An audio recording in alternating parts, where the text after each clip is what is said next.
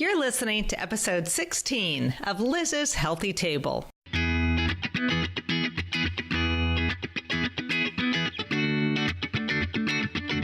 Looking for a healthy new way to feed your family without the hassle and hype? Welcome to Liz's Healthy Table, where your host, registered dietitian nutritionist Liz Weiss, serves up fresh and flavorful recipes with a tasty side of science, good nutrition, and fun. Are you and your family ready for some wholesome food that tastes great too? Don't change that dial. Your food adventure starts here. Welcome to the show, everyone. Today we'll be talking all about pulses, soybeans and peanuts, dry beans and peas, lentils and chickpeas. I know what you're thinking. You're thinking, this is the show I've been waiting for. Yay! That's because you love pulses as much as I do? Well, I'll tell you, pulses are versatile. They are pretty exotic, and they're nutritious. And get this, they are kid-friendly. Kids love pulses, I promise. My guest this week is Jenny Chandler. She's a mom, a cooking instructor, the author of 4 cookbooks, including the Better Bean Cookbook and Great Food for Kids. And by the way, I'm giving away a copy of Great Food for Kids, so head on over to Liz's Healthy Table. I'll tell you a little bit more about how to enter in a minute. Jenny is my go-to expert on pulses. In fact, get this, in 2016, she served as the International Year of Pulses Special Ambassador for Europe. Sounds fancy, but I'll tell you, Jenny is one of the most down-to-earth chefs that I have ever met. She's from the UK, and that's where my husband Tim is from, so I can relate to Jenny. I get it. I know where she lives. And, we became fast friends when I met her last year at a nutrition conference in Vienna. She was at the conference to talk about pulses. What else? So I've really wanted to have Jenny on the show ever since I met her, and today she's going to join us to take a deep dive into pulses with a detour on some of her best tips for cooking with kids. And, we've talked about this on the show before. Cooking with kids, getting them into the kitchen, it builds culinary curiosity, it promotes kitchen competence, and, ultimately, it leads to better eating habits. So Jenny's really passionate about that. And we've got 2 recipes that we're going to talk about on the show. We're going to tell you about a recipe for super speedy bean and tuna salad. This is from Great Food for Kids. I'm going to post this recipe to the blog, and then on that blog post, I'll give you instructions on how to enter the giveaway. It is for U.S. only, though, okay? Sorry about that, but yep, that's what her publisher here in the U.S. said we could do. So anyway, thank you for that, Jenny. We have another recipe we're going to talk about on the show, also from Great Food for Kids, and this is a recipe for Indian lentil and tomato dal. This is a recipe actually that Jenny's daughter loves, and I really appreciate the recipe because I don't tend to cook a lot of Indian food. So it was really fun for me to experiment with sort of like a whole new world of flavors, and ingredients, things I don't typically turn to. And that hopefully is what this show's all about, getting us kind of amped up and ramped up when it comes to nutrition and new foods, and getting all of us into the kitchen, trying different recipes, and hopefully getting our families more excited about what we serve for dinner. Before I bring Jenny on, I want to thank my sponsors because without them, it would not be possible to bring the show to all of you. So I'd like to thank Zespri Sun Gold Kiwi Fruit. If you need recipe inspiration, you'll find dozens of ideas at zesprikiwi.com. So head on over, show them some love, and be sure to like them on Facebook on the Zespri Kiwi Fruit page. I would also like to thank Bush's Beans, my number 1 favorite pulse in the world.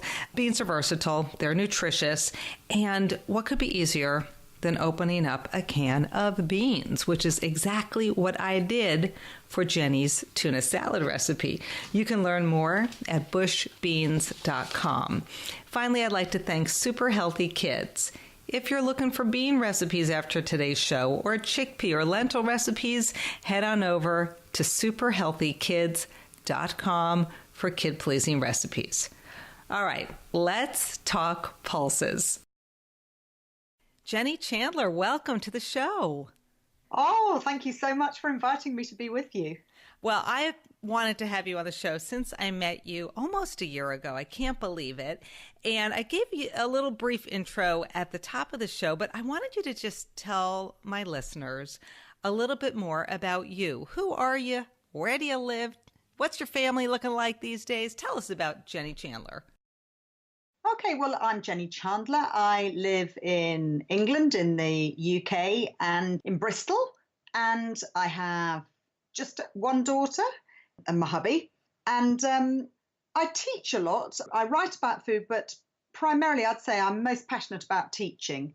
And I do a lot of work with kids because I just really feel that somehow in Britain, and I know it's the case in the States as well, we have a real problem where children just aren't learning to cook in their families because a lot of time their parents don't cook.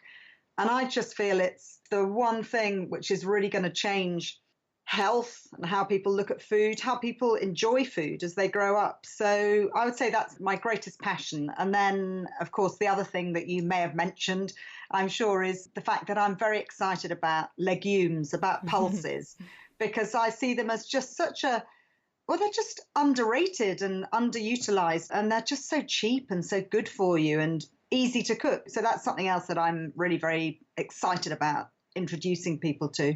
Fantastic. And I know you were very involved with the International Year of Pulses in 2016. I was so excited. I was like, can't 2016 arrive already? Because it's the International Year of Pulses. So tell us about your role with that program. Well, I was the European ambassador for the United Nations Food and Agricultural Organization during that year. And really my role was to speak at a number of kind of symposiums and meetings and gatherings, but also just to write about pulses, to get out there to as many food festivals and events as I possibly could, just really to shout about how fantastic they are to cook with.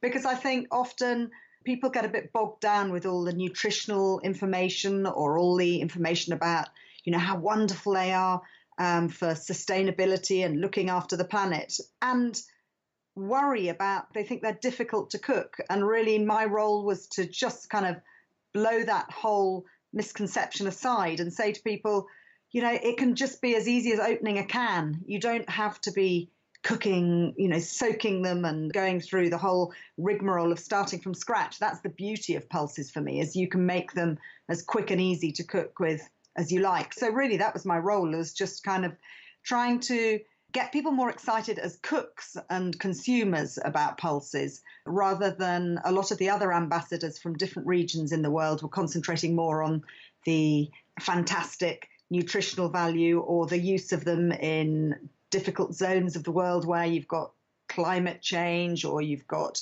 people having to grow things on very marginal areas of land. So I had the best job, I think. I was the one who was enthusing about cooking and eating them. Mm-hmm. And pulses are things like beans and chickpeas and lentils. And when I told my podcast posse, by the way, listeners, if you have not joined my closed Facebook group, head on over to lizshealthytable.com/podcast. And you will see a link to the podcast posse. So I said to everybody, hey, I'm having Jenny on the show. Do you have any questions about cooking with beans and lentils and other pulses? And Jean, one of my podcast posse members, she said, what are the best ways or dishes to cook with dried beans versus canned beans? So I want to just tell Jean that all beans are dried beans, right? I mean, they start out dried. And if they're in a can, they've been hydrated for you. So Jenny, like if you have a bag of beans and they're not hydrated versus say a can of beans, are there different applications or is it really one and the same? Well, essentially it's one and the same, but I would say, it's more economical to cook them from scratch. And then also I like to sometimes put maybe a couple of bay leaves in with them, or put in some kombu seaweed, or maybe put in some herbs. And as I cook those beans, they do absorb the flavors. And then I think in some long slow cooked dishes, things like Boston baked beans, or I cook a kind of a lamb casserole where the beans are right in from the start and they absorb the flavor of the lamb as they're cooking alongside the lamb. That can work. But I think you don't want to look at the canned beans as being a lesser bean necessarily. But I do find if I have them dried and I cook them from scratch, I'll always cook up a decent quantity of them. I'll cook up a pound of beans, which will then give me about 2.5 pounds of them. But then I'll freeze a lot of them. So for me, it's a way of really making them more economical in a sense. But of course, a can of beans is so inexpensive and it's so versatile. So I personally tend to go for the canned beans because they're just so easy and convenient. So I sort of feel like it's a win-win. I completely agree with you. And, I do cook beans from scratch from time to time, but then I also have a larder full of cans of all different types of beans because, they're there. I can whip up a meal in minutes if I've got a can of beans. Is the American word for larder a pantry? Oh, a pantry. Yes, a larder. Yes, I suppose it is. Yeah. Okay. Or your big store cupboard. Yes. My husband is British, and so there's just certain words that, like, he'll say, "Oh, there's a big lorry coming down the road." Oh, you mean a big truck? So just letting people know in case they don't speak English, as in the Queen's English. The Queen's English. Erin is another Podcast Posse member, and she says, how do you cook beans and lentils to be friendlier to the GI tract and or certain food pairings to prevent gas or bloating? Now, I will share with my listeners, and we're going to get into this, that this week I've been cooking from Great Food for Kids, Jenny's cookbook. I've been cooking from this like a crazy person. I've made your super speedy bean and tuna salad. I've made your Indian lentil and tomato dal. So yeah, Tim and I have had a lot of legumes this week. So I can relate to Erin. So any tips or tricks, Jenny, for what people perceive as a barrier to consuming legumes, i.e. a lot of gas? Well, firstly, I'd say there are certain legumes which have the reputation for being more gassy. And when you actually have a split pulse, so you have a dal, so you have like a split lentil, like a red lentil, rather than a whole green lentil, once you get rid of that skin, that makes them immediately easier to digest. And then I would say the smaller beans, things like mung beans, are easier to digest, and lentils as well. And then I do go along with a lot of these ideas of combining them with things like cumin and turmeric, which in India people would always do if they were making a dal. And it's not just about the flavor. I do think over thousands of years, people have discovered that certain spices, certain combinations seem to reduce the amount of wind. The other thing, the Japanese often put a little bit of seaweed, a bit of dried kombu seaweed in with beans when they're cooking them. Well, I don't know whether it's just a placebo or what it is, but I sprinkle over sometimes a little bit of dried seaweed as a seasoning on my beans. But I do think that the more that you eat beans and pulses, the less you seem to be affected by the wind side of things. Speaking from experience, certainly my poor family, went for a year and a half of eating nothing much more than beans when I was writing a book about pulses. And I think we somehow all seem to sort of acclimatize to them. Right. Your system gets used to them, Erin. And so the more you eat them, the less windy, aka gassy, you will be, hopefully. So good. Thank you, Jenny, for those words of wisdom. So tell us a little bit about the cookbooks you have written. And then specifically, we're going to dig into Great Food for Kids because the focus of my podcast is on families. And so this book here is like the go-to recipe book if you're really looking to get your kids into the kitchen. So what books have you written? I started off my life as a food writer writing about Spanish food because I was living in Spain. And actually that was probably what really sparked off my interest in pulses, because in Spain, just as in South America and Latin America, they cook a lot of beans and lentils and chickpeas. And then my next book was a book called Pulse. It's called the Better Bean Cookbook in America. And, it's all there in the title. It was just literally a sort of celebration of legumes. And then more recently came the Kids Cookbook. And that was really kicked off by the fact that I had a daughter, and I just realized that, most of her little friends at school had no idea about cooking really. And a lot of them, I think their lack of idea about what goes on in the kitchen was also restricting what they actually wanted to eat. I think there's a real connection. So I decided that I really needed to get down to writing a book for kids about cooking kind of real food rather than party food. So, Jenny, in Great Food for Kids, you recommend that kids get out there and start tasting and discovering new foods. And it's not just like the baked goods, but real food. You want them to eat in order to thrive and not just to survive. And I really love that because, learning to cook and discovering new foods and trying new foods is so nutritious for your body. And it's exciting too. So can you elaborate on that? Well, yes. I think in Britain, just as in the States, the variety within a lot of children's diets is actually very small. And if there's some kind of incentive for them to play around with new ingredients and to be given a little bit of control when you're shopping as well, I love to say to Imi, my daughter, which recipe have you chosen to do today? You write your own shopping list. She'll come with me to the shop and she's taking control of, her part of the meal that she's cooking. And I think when children take control of what they're doing, become much more adventurous because they feel that, nobody's forcing them to try that cherry tomato they don't want to eat.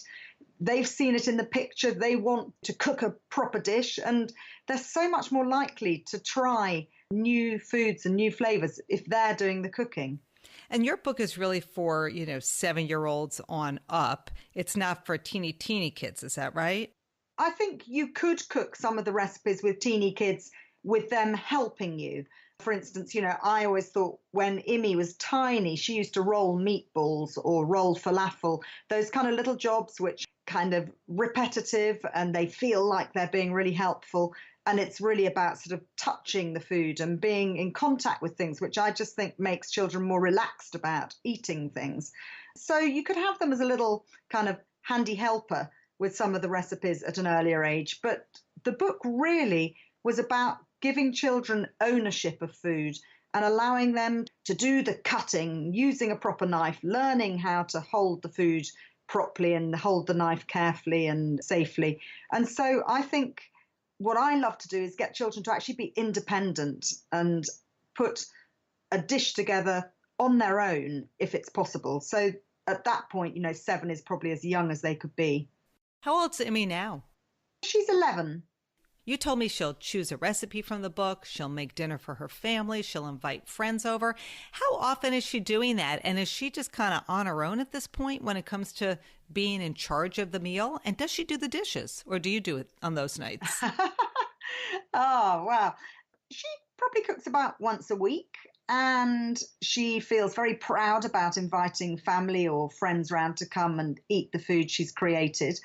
And yes, she'll choose what she's going to cook, and I will stay in the kitchen. I don't kind of disappear off into another room in the house. I want to be in the kitchen because she's using a gas flame, she's using sharp knives, but I really try not to intervene at all. I try to allow her to get on with it. It's sometimes really difficult. You're sort of thinking, oh gosh, help, what's she doing there? But I really try to stand back. And when it comes to the dishes, well, we'll sort of say half and half. I'm not too strict with her just yet because I just don't want to put her off the cooking. I'm so excited that she's in there doing it. But she'll, stack the dishwasher and not leave too much of a mess. What's her favorite thing to cook?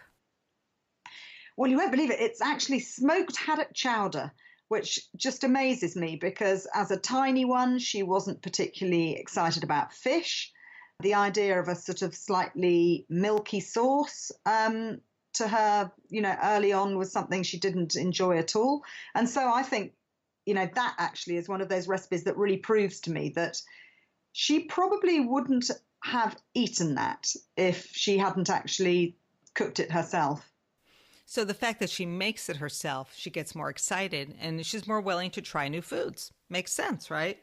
Absolutely. And it's that thing where the other thing we do, she'll do something like a stir fry, which is another thing. She loves getting all the little vegetables all sliced up and all in their little piles ready to do a stir fry.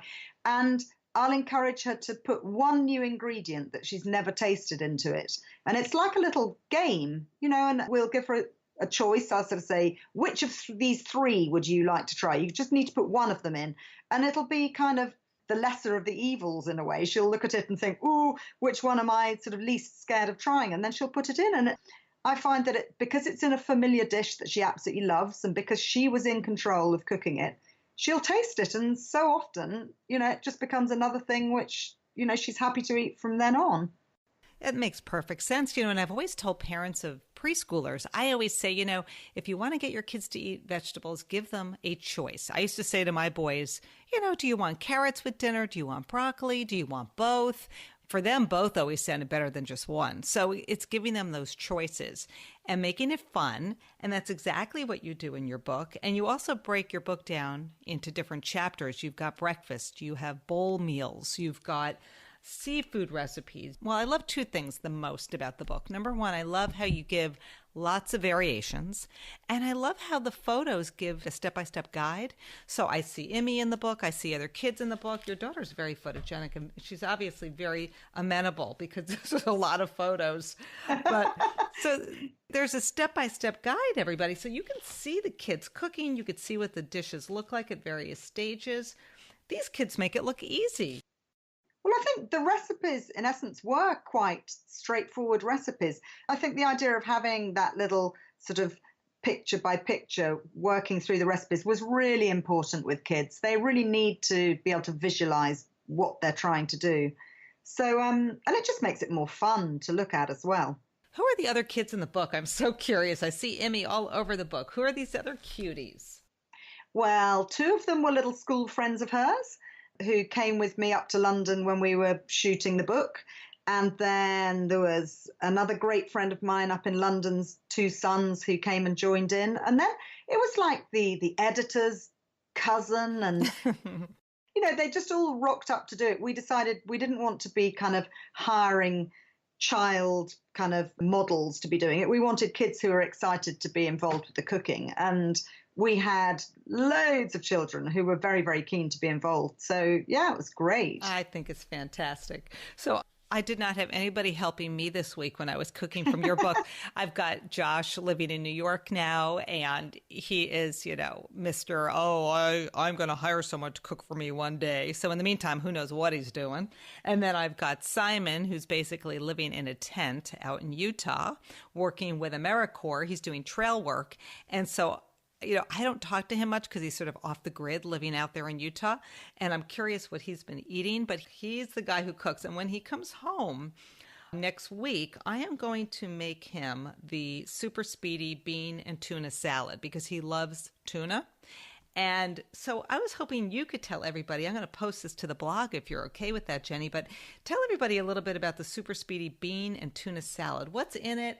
And why is this a recipe that kids could easily make?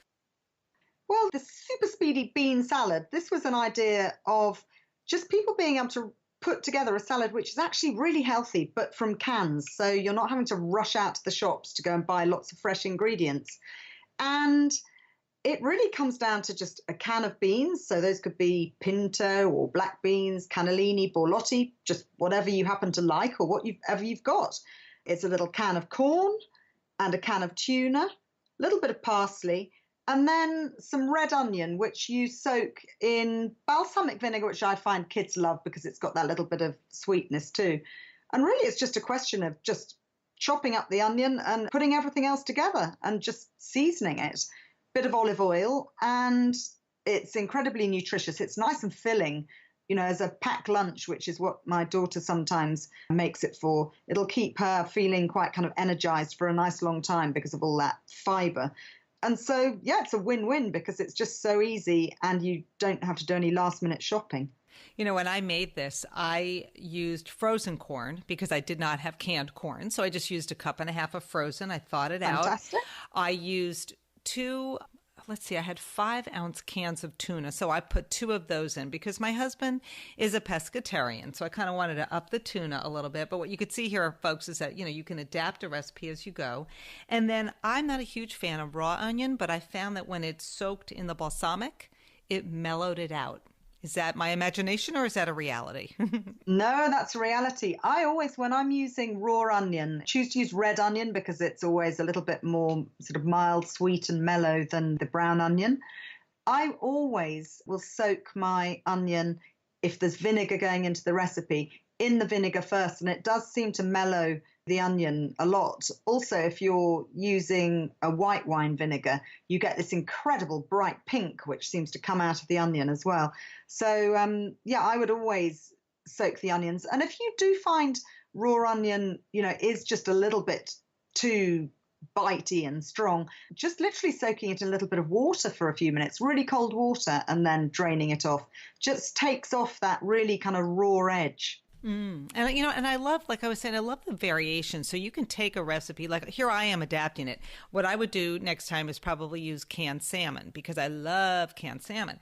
But you could really just kind of go for it in terms of variation. And what Jenny does in the book is on the opposite page, she'll give you, that's you, Jenny, the variations.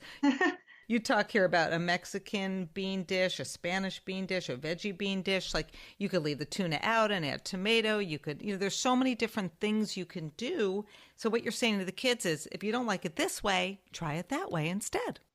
Well, absolutely. I mean, I often find people say when they have 2 or 3 children, often the siblings don't like the same thing.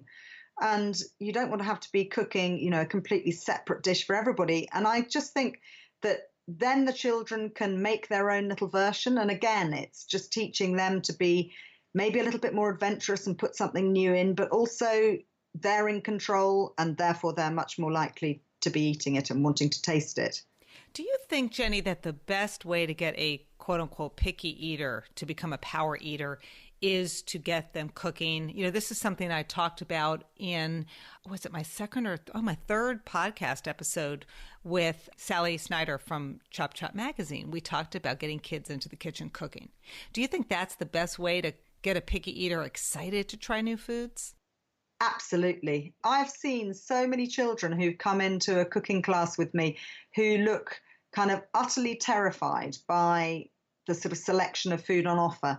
And once you give them choices, so you're saying to them, you haven't got to put all this in, but you're in control, they just become so much more excited about it. And then there's the peer pressure. If you have a really picky eater, maybe get them cooking alongside a couple of other children. I find that this peer pressure of them wanting to create an exciting looking dish and wanting to put things in because the other kids are. And then when somebody is actually put that time in and cooked something, very rarely do I find that they aren't prepared to try it.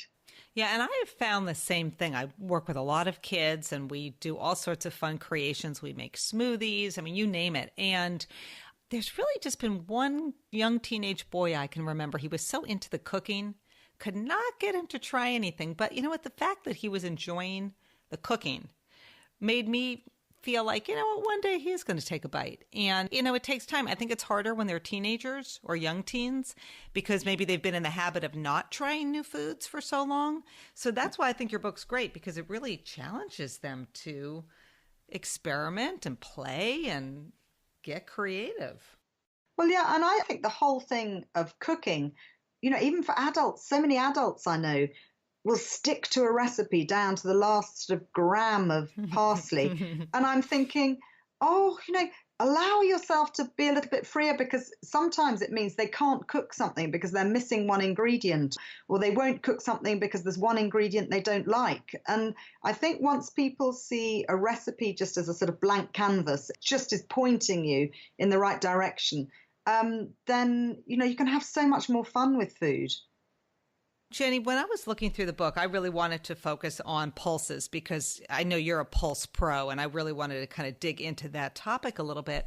So I chose that tuna dish with the beans. And by the way, I used these little navy beans, which are these little, I know things have different names in the UK and here as we were sharing earlier, but the little white navy beans, it's almost like a mini cannellini bean. And That's right. We call those haricots over here, but yeah, I know the ones. Love those. And I just used a can. I always drain and rinse, like you recommend, washes away some of that sodium.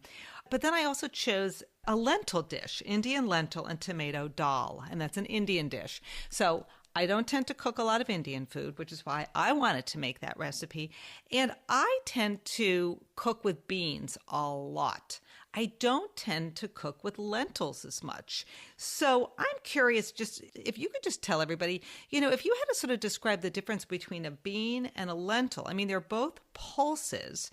What makes them both pulses and how are they different? Well, they're pulses because they're an edible seed that grows within a pod. So, what ties all the pulses together. The lentils, you have a number of they're almost like little tiny peas within inside the pod. And they're just much smaller than any of your other beans. They just grow in a slightly different way. They're these little round disc shape. And for me, the real draw of lentils is how quickly they cook. And especially if you have red lentils, which are the little split lentils where the skin's been taken away. They cook so incredibly quickly and they just melt down into soups or into something like this dal and create this wonderful creamy texture. And also, back to the wind side of things, they seem to be one of the most easily digestible of all the pulses. And it's interesting here in the US, I don't know about the UK, you can buy pre-cooked lentils. You can buy them in a can at Trader Joe's. I don't think you have Trader Joe's. You can buy them pre-cooked and they come almost like vacuum packed. It's a refrigerator product. I love the convenience of the already cooked lentils. Although, like you said, when you start from scratch, they still cook up quickly.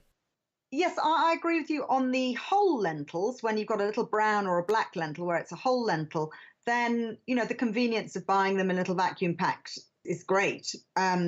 I have to say I usually cook them from scratch because they only take, for the whole lentils, probably about 35, 40 minutes. And then for the little split lentils, you're talking more like about 20. But there's no doubt about it that if you're short of time or if you're really wanting to make things really simple, then, buying them in a can or a little bag is absolutely fine. And Jenny, what is the nutritional benefit? Let's just go back quickly of pulses. We've got fiber, certainly. What other benefits would we get from eating lentils and beans and legumes? Well, there's huge amounts of fiber, as you say, but then there's lots of potassium, there's lots of iron. You tend to put them alongside things like a little bit of lemon juice or spinach or something, so you've got the vitamin C to help you absorb the iron.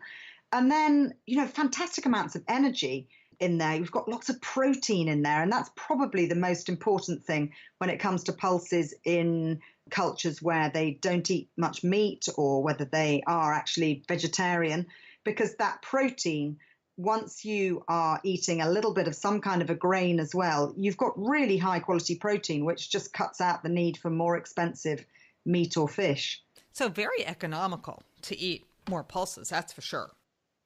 Well, I love to eat pulses. I would call myself a reducitarian, which is this whole idea of the fact that I want to eat less meat and eat less fish for sustainability reasons, but also for nutritional reasons. And I find that just adding a little tiny bit of meat or a little tiny bit of fish to pulses is just a fantastic way to go because they soak up so much flavor. And then the carbs, you've got this slow release energy, which for me is another massive plus point because, if I eat a bowl of beans or chickpeas or lentils, I'm not going to have that thing of wanting to go and look in the cookie jar a couple of hours later. I'm actually going to feel quite sort of energetic and sort of full for hours. Yep, I agree. Hey, let's talk about this Indian lentil and tomato dal recipe. So what is dal? And tell us a little bit about this recipe. Well, dal is something which is eaten by literally millions of people every day across the Indian subcontinent. And it's basically a kind of thickened, stewy soup, which is made with split pulses. So the most common dal is made with red lentils, which are the little split brown lentils. But you can have a dal made with split chickpeas or all sorts of split mung beans. Many, many different styles of dal, but essentially it's just quite a wet mixture of pulses cooked with spices. And it's just real comfort food. I have to say, Imi was virtually weaned on dal. Once we got to eating solids, I used to just whiz up some of the vegetables or a little bit of the meat that we'd been eating and mix it with some red lentil dal, and she was happy. And, it's fantastically nutritious. So what's in this recipe? Well, you kick off with your lentils and you just soak them in a little bit of water just because that is going to make them cook more quickly. But that's just while you're getting your other ingredients ready. And then it's just a couple of onions, garlic, bit of fresh ginger. And then you're going to fry that up. And then there's just a tiny bit of turmeric which goes in. And turmeric nowadays, we're all getting very excited about how fantastically healthy it is to be eating plenty of turmeric. But turmeric also is in there because it will help you digest the lentils more easily. And then it's just 1 can of diced tomatoes and some coconut milk. So all ingredients, again, which hopefully you can have in your pantry, that you're not having to rush out and buy at the last minute. You recommend adding salt at the end. Why is that? Well, traditionally, and there are lots of people who now disagree with this, but traditionally people have always said that if you put salt in with your pulses as you're cooking them, they don't soften down as easily and as quickly.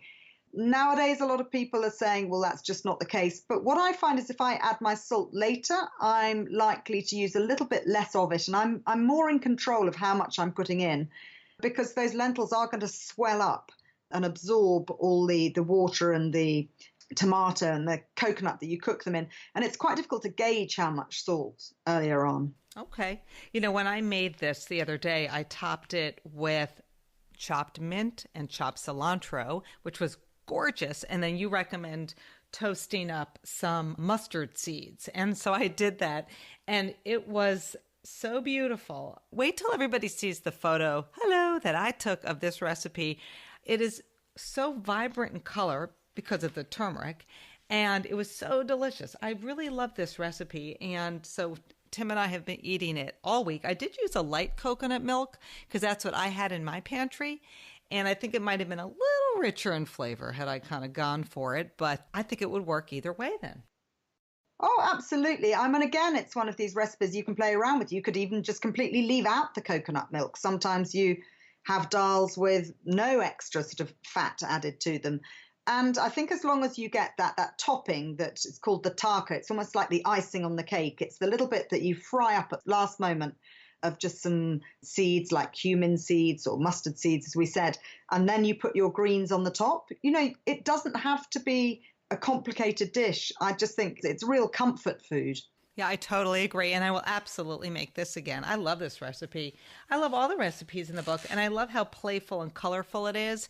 And I will remind our listeners that we're doing a giveaway for our U.S. listeners and great food for kids, which, if you're an adult, this is a great book too. I'm an adult, and I love everything in this book, and I haven't even made it to the baked goods in the back. You don't have a ton of desserts, but you've got a beautiful cake. You've got some zucchini muffins. Oh my gosh, chocolate sauce, frozen banana sticks. Love that. So you're giving kids really the full breadth. It's not just baking. It's not just savory. You got it all. Well, that was the idea of the book. I think as soon as you start saying you mustn't eat any puddings and you mustn't eat any sweets, then, you've lost the kids to begin with. The whole idea is eating well is about balance, and having the odd sweet treat is just a delight. And I think it would be very sad for us to sort of say that you're never allowed to do that anymore. Right. Yeah, it's just that idea of getting a balance. And you saying about how you were enjoying cooking from it. I have quite a few adult friends who have bought this book for their children and say that it's now what they cook from, which always makes me laugh. But, that was the idea. They're not children's recipes. They're recipes that we like to eat as a family, but just, written in a way that a child can access them. So it's family food, and we don't need to be thinking about kid food. That concept drives me crazy. I want everyone to eat the same food, sit at the table, and enjoy the meal together. Absolutely. And if the kids have cooked it, they are going to be absolutely desperate to share the table with you because they're going to feel so proud that they've actually, put a real meal on the table rather than, a bunch of cupcakes or some cookies. It just really does empower them. It's a good way to gather families around the table. And one thing, too, that you have in the book, which I think is handy for adults and kids, is you're showing people in the book how to hold a knife and then how to hold your fingers so that you don't cut a finger. You've got the bridge position, you have the claw position, which is typically what I do when I'm teaching kids. And so you're giving people safety tips in the book, in addition to recipes and a good step-by-step guide. So I think adults will appreciate it, because when I ask my folks here, what's the number one skill you don't have that you want to learn? Knife skills is always number one. Yeah, you're absolutely right. I mean, when I'm teaching adult cooking classes, I'm terrified sometimes watching how people go about chopping up an onion. You just think it's amazing that they still have 4 fingers. 4 fingers, try 5 fingers. Well, I was suddenly thinking 4 fingers and a thumb. Yeah, exactly. Well, they do say that slicing bagels, at least here in the U.S., is the number one reason why people end up in the ER, because they're holding the bagel in their hand and they're slicing right into their palm. Yeah, don't even think about it. Jenny, whenever I have guests on the show, I always like to ask them the same question, and that is, if you could recommend a cookbook, obviously we're recommending your book today, but another book, is it, whether it's cooking for kids, cooking for families, is there a book that you recommend folks put on their bookshelf if they want to get healthy family meals onto the table? Oh, help. Gosh, you put me on the spot there. I'm terrible. I have so many cookbooks that I don't even know where to begin. One of my favorite writers is a lady called Diana Henry. I'm not sure how well known she is in the States. I know she does come across the States sometimes. She wrote a book called Simple, and it's not a children's cookbook, but it's a cookbook for really fantastic, delicious family food that really isn't too complicated to put together, but just really interesting combinations. And I think, my daughter, Imi, at 11, I'll give her sort of probably 2 more years of her being happy to play around with this cookbook of mine. And then I think she'll be moving on to cooking those kind of recipes. The other author who I'm sure you all know about in the States is Jamie Oliver. And I think for the next sort of stage, when children are kind of older teenagers, that's just a fantastic resource, his books, because they make cooking kind of fun and cool and trendy, but it's also all about cooking really proper food. And also his videos and all of his programs online. He's so talented. I don't know where he gets the energy to come up with all that programming. He's incredible. Yeah, no, it's extraordinary. A really, really fantastic person to inspire younger people, I think. And is there, speaking of celebrity chefs, is there a chef or a cookbook author, someone that you've never met, but boy, you wish you could meet them?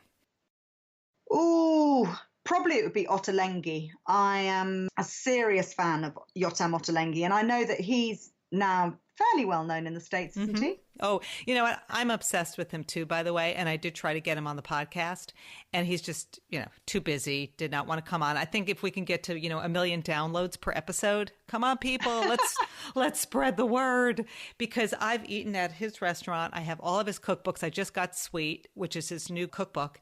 I would love to meet him. Oh my gosh. How are we going to do this, Jenny?